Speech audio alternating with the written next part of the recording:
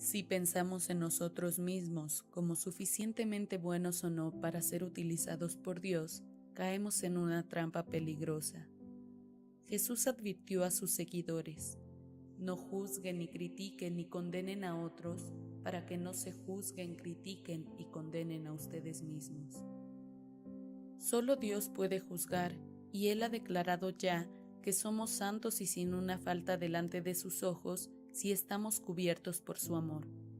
Entonces, ¿cómo nos atrevemos a poner una norma y medir por ella tanto a nosotros mismos como a los demás? Únicamente Dios es apto para tratar con nuestro pecado. Cuán equivocados podamos estar nosotros o los demás es un asunto que solo Dios puede juzgar. Cuando juzgamos a otros, muchas veces estamos completamente equivocados. Juzgamos a los demás por nuestra manera de vestir, nuestro modo de ser, o de beber o de fumar, o por la clase de películas que hayamos visto. ¿Cómo elegimos a veces a un instructor de escuela dominical?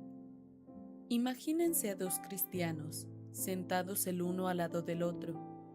Uno es de mediana estatura y peso y usted sabe que fuma. El otro es gordo, pesa por lo menos 150 kilos, parece un barril pero es amable y jamás se olvida de llevar su Biblia a la iglesia. Ahora bien, ¿a cuál de los dos elegiríamos para enseñar sobre cómo ejercer la disciplina como un fruto del Espíritu Santo? Fumar es mala costumbre, peligrosa para nuestra salud y demuestra una falta de disciplina. ¿Y qué diremos del hombre gordo? La Biblia dice que la glotonería y la embriaguez merecen la pena de muerte. Y dirán a los ancianos de la ciudad: este nuestro hijo es contumaz y rebelde, no obedece a nuestra voz, es glotón y borracho. Entonces todos los hombres de su ciudad le apedrearán con piedras y morirá. Así quitarás el mal de en medio de ti, y todo Israel oirá y temerá. Deuteronomio 21, del 20 al 21. La glotonería prepara su propia muerte, y lo mismo cabe decir del fumador. No estoy recomendando, por supuesto, que juzguen, lectores queridos, ni a las personas gordas ni a los fumadores. Los hombres no tenemos el derecho de juzgar. Cuando la mujer sorprendida en adulterio fue llevada delante de Jesús, los judíos y fariseos le dijeron: Maestro, esta mujer ha sido sorprendida en el acto mismo de adulterio, y en la ley nos mandó Moisés apedrear a tales mujeres. ¿Tú pues qué dices? Jesús respondió: el que de vosotros esté sin pecado, sea el primero en arrojar la piedra contra ella. Juan 8:17. ¿Quién de nosotros está capacitado para arrojar piedras de crítica, de juicio o de condenación? Midiendo por nuestra bondad o maldad, es precisamente otro modo de tratar de justificar nuestra posición con Dios por nuestras buenas obras en lugar de por la fe. Al discutir sobre la fe y sobre las obras, algunos citan a menudo Efesios 2:10, porque somos hechura de Dios, creados en Cristo Jesús para buenas obras, las cuales Dios preparó de antemano para que anduviésemos en ellas. Y añaden: esto no significa claramente que somos nacidos de nuevo para hacer buenas obras para Dios. Pero consideremos otros versículos del mismo capítulo 2 de Efesios, los números 8 y 9, que dicen así: porque por gracia sois salvos por medio de la fe, y esto no de vosotros, pues es don de Dios, no por obras, para que nadie se gloríe. ¿Acaso piensa Pablo que somos salvos por la fe, pero que desde ese entonces caminamos a nuestro propio riesgo? Parece que no tiene esto mucho sentido, ¿no es así? Porque anteriormente, en la misma epístola a los Efesios, el apóstol dice que hemos sido hechos santos y sin falta alguna a los ojos de Dios, y que hemos sido provistos con toda clase de bendiciones en lugares celestiales. Por consiguiente, ¿qué es lo que piensa Pablo? Puede muy bien ser que tuviese una idea diferente sobre las obras de la que nosotros tenemos. Santiago escribió: ¿de qué aprovechará si alguno dice que tiene fe y no tiene obras? ¿Podrá la fe salvarle? ¿No fue justificado por las obras Abraham nuestro padre cuando ofreció a su hijo Isaac sobre el altar? Santiago 2, 14 y 21. Ahora bien, ¿qué clase de buenas obras eran estas? Subir a un monte dispuesto a sacrificar sobre el altar a su único hijo, porque Dios así se lo había pedido que lo hiciese, precisamente porque era el hijo mediante el cual Dios había prometido a Abraham que le bendeciría y le daría una multitud de descendientes. Santiago prosigue diciendo: ¿No ves que la fe actuó juntamente con sus obras y que la fe se perfeccionó por las obras? Y se cumplió la escritura que dice: Abraham creyó a Dios y le fue contado por justicia y fue llamado amigo de Dios. Santiago 2 del 22 al 23. Entonces, ¿qué clase de buenas obras tenemos que hacer? En su tiempo, los discípulos de Jesús le hicieron la misma pregunta: ¿qué debemos hacer para poner en práctica las obras de Dios? Y Jesús les contestó: esta es la obra de Dios, que creáis en el que Él ha enviado. Juan 6, del 28 al 29. Es exactamente lo que hizo Abraham. Las buenas obras de Abraham fueron que él confió en que Dios cumpliría su promesa. Nunca vaciló en su fe. Y así Dios eligió a Abraham para hacerle padre de Israel. Jesús prometió a sus seguidores que harían cosas aún más grandes de las que él hizo, y sabemos que después de recibir el bautismo en el Espíritu Santo, sus discípulos predicaron con poder e hicieron grandes milagros.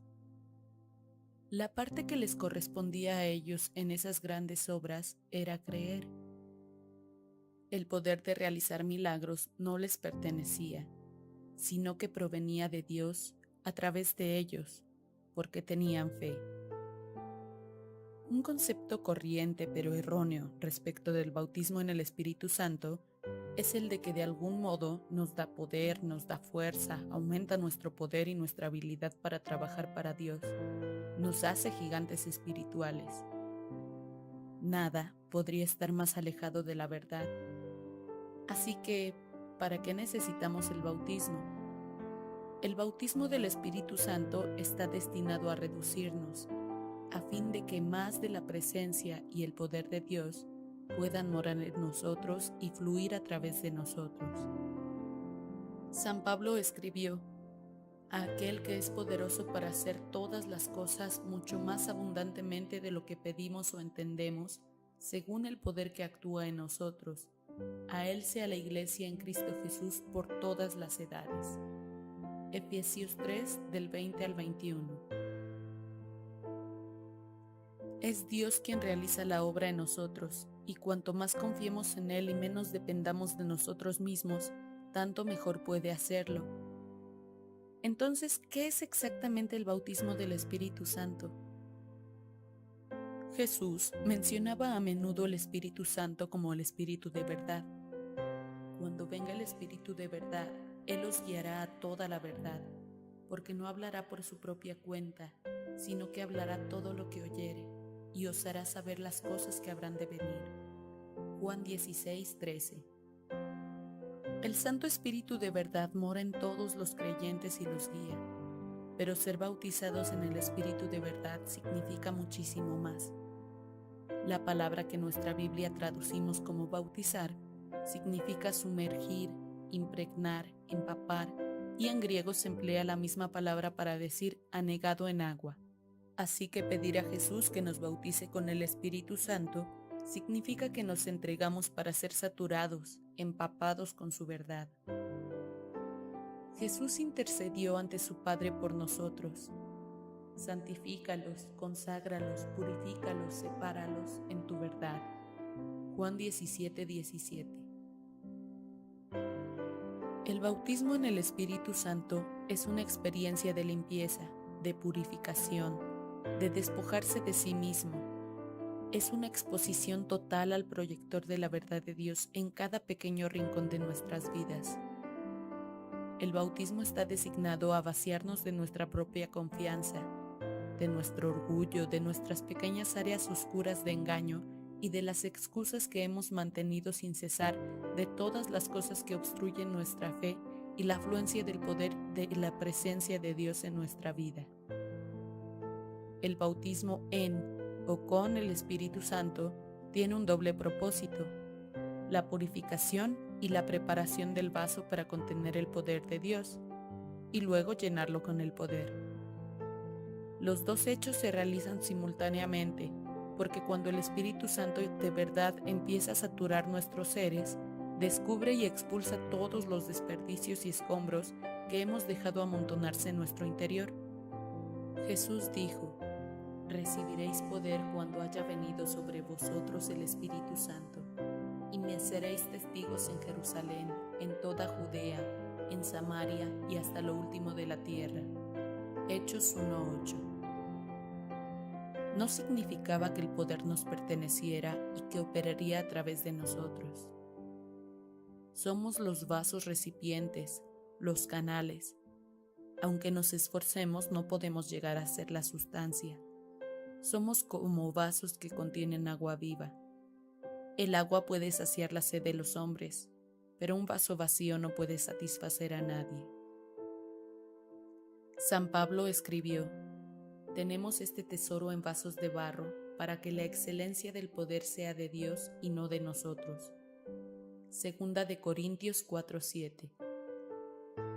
Decir que no necesitamos el bautismo del Espíritu Santo es lo mismo que decir que no precisamos ser limpiados, sumergidos, saturados de la verdad de Dios, ni de la plenitud de su poder que se manifiesta en nosotros y por nosotros. Jesús dijo a sus seguidores: «¿Qué padre de vosotros, si su hijo le pide pan, le dará una piedra? ¿O si pescado en lugar de pescado le dará una serpiente? ¿O si le pide un huevo le dará un escorpión? Seguramente que no. Pues si vosotros, siendo malos, sabéis dar buenas dádivas a vuestros hijos, ¿cuánto más vuestro Padre Celestial dará el Espíritu Santo a los que se lo pidan?» Lucas 11, del 11 al 13. Así que podemos pedir a Jesús que nos bautice en el Espíritu Santo sabiendo que Él lo hará. Todas las semanas recibo cartas de personas que dicen que han pedido a Dios que las bautice con el Espíritu Santo, pero que nada ha sucedido. ¿Qué ha acontecido? La preocupación es que miran a sus propios sentimientos en lugar de mirar al hecho de Dios. El tropezadero son siempre los sentimientos. El bautismo del Espíritu Santo, igual que todo don de Dios, debe ser recibido por fe. Esto significa que no es necesario sentir algo. La fe es un hecho de nuestra voluntad, no una respuesta a nuestros sentimientos. Algunas personas experimentan dramáticas sensaciones físicas cuando son bautizados en el Espíritu Santo, igual que las hay que tienen un encuentro dramático emocional con Jesucristo cuando le reciben como su Salvador. Pero no somos salvos por los sentimientos, ni tampoco somos bautizados con el Santo Espíritu por los sentimientos. Sean cuales sean las sensaciones externas que podamos o no podamos sentir al ser bautizados con el Espíritu Santo, las sensaciones no son el bautismo. El bautismo es una transformación interior. Como resultado de esta transformación interior, nos dice la Biblia que habrá muchas evidencias que la sigan: poder aumentado y autoridad en el testimonio de Cristo, la operación de dones del Santo Espíritu a través de nosotros, los frutos del Espíritu Santo, el amor, el gozo, la paz, en constante aumento. Experimentaremos todas estas cosas con nuestros sentidos, pero estas evidencias vienen después de nuestra aceptación al hecho de Dios. No podemos medirla por nuestros sentimientos. Tenemos que decidirnos a aceptar la palabra de Dios con fe y deliberadamente dejar de escuchar nuestros sentimientos. Si no lo hacemos, nunca podremos ejercer nuestra fe. Digan a Dios que quieren creer en su palabra, que quieren creer que Jesús les bautizará cuando se lo pidan. Estén firmes en su fe y sepan que ha ocurrido. Una mujer joven me escribió así: «Pienso entrar en el seminario el próximo otoño. pero a mi vida cristiana le falta poder. Entré en contacto con un grupo de cristianos que han experimentado el bautismo del Espíritu Santo, oran y hablan en lenguas, y entre ellos han ocurrido milagros. Estoy convencida de que todo esto se halla de acuerdo con las Escrituras y he orado para recibirlo, pero por una u otra razón no lo he experimentado. Yo sé que los dones del Espíritu no se nos dan para nuestro gozo personal, sino para la obra que Dios desea que hagamos. Mas hasta ahora Él no me ha confiado esta experiencia. ¿Qué es lo que me falta? Estoy extrañada. Yo creo en el Señor Jesucristo como mi personal Salvador y deseo servirle de todo corazón. Se lo he dicho a Él muchas veces, he confesado mis pecados en la iglesia y en mis oraciones privadas, y sé que estoy perdonada y limpiada. Deseo servir a Cristo y necesito el bautismo del Espíritu Santo para ser más eficaz. Entonces, ¿por qué no ha sucedido nada? ¿Acaso he hecho algo malo para que no oiga Dios mis oraciones? Ayer me arrodillé en nuestra reunión de oración y pedí que me fuese concedido el bautismo del Espíritu Santo. Varias personas pusieron sus manos sobre mí y oraron para que lo recibiese, pero yo no sentí nada. Por favor, ore usted por mí. No importa dónde esté usted, ni las palabras que pueda pronunciar para pedir el bautismo del Espíritu Santo, ni importa si está usted solo o si otras personas oran en su favor y ponen sobre usted sus manos. El bautismo del Espíritu Santo es un asunto personal entre usted y quien le bautiza, Jesucristo. Usted necesita pedir únicamente una cosa, y entonces dé gracias a Dios por haber escuchado su petición y Él la concede.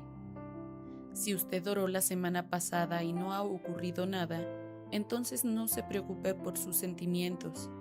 Jesús ha hecho lo que le correspondía. Ahora usted debe confiar en que ya está realizado. No es necesario que sienta alguna cosa, pero hay una consecuencia tangible. Usted puede seguir pidiendo y experimentará el resultado. El don de lenguas fue concedido como consecuencia del bautismo del Espíritu Santo, tal y como vemos en el libro de los Hechos. Fue la primera operación de un don espiritual en los creyentes que habían sido bautizados recientemente. Cuando pedí a Jesús que me bautizara con el Espíritu Santo, no sentí nada. Una señora puso sus manos sobre mí y oró por mí en lenguas, pero no sentí entonces ninguna sensación física y pensé que nada había sucedido. La señora me dijo que aceptase el bautismo de fe, no para depender de mis sentimientos, sino para dar gracias a Dios por lo que Él ya había hecho. Así lo hice, aunque me pareció algo ridículo. Entonces la señora me dijo que podría hablar en lenguas con solo que abriese mi boca y dejara que brotasen de ella las palabras. Vacilé y pensé que estaba poniéndome en ridículo. Sabía que la Biblia dice que hablar en lenguas es un don del Espíritu Santo, y desde entonces fui lleno del Espíritu Santo, lo sintiese o no, y podía esperar que el Espíritu Santo obrase en mí y por mí, y noté algunas palabras extrañas que se formaban en mi mente, y abrí mi boca y las dije en voz alta. Sonaba neciamente y mi primera reacción fue pensar, estás fingiendo, estás diciendo un galimatías. Después me di cuenta que hablar en fe significa que no debo fiarlo a mis sentimientos para medir los resultados. Decidí aceptar la palabra de Dios para ello y no hacer caso de lo que yo pudiera pensar. Aún no había sentido nada, pero me propuse creer. La primera evidencia que pude notar en mis sentimientos fue una intensa seguridad de que Jesús es mi Salvador y Señor. Yo sabía por la palabra de Dios que el Espíritu Santo había sido enviado para testificar de Jesús, y estaba convencido ahora más que nunca de quién era Jesús y de lo que significaba para mí. La segunda evidencia que sentí fue un amor profundo por todos. Esto también lo decía la palabra de Dios. El amor es un fruto del Espíritu Santo. Desde entonces he experimentado la operación de otros dones del Espíritu Santo en mí y por mí. No tengo en mí la capacidad de sanar enfermos, de realizar milagros, ni el don de profecía. Solo creo que Dios obra a través de mí con el poder del Espíritu Santo si ando por fe, esperando que Él así lo haga.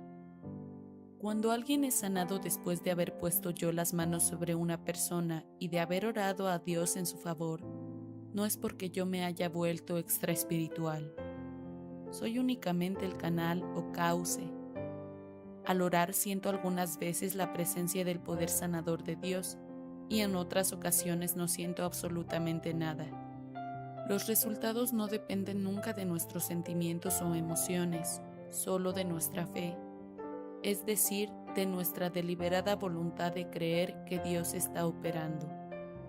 Cuando usted abre la boca y empieza a hablar en lenguas por fe, estará tentado de pensar, como yo lo hice, que está falsificando y formando las palabras.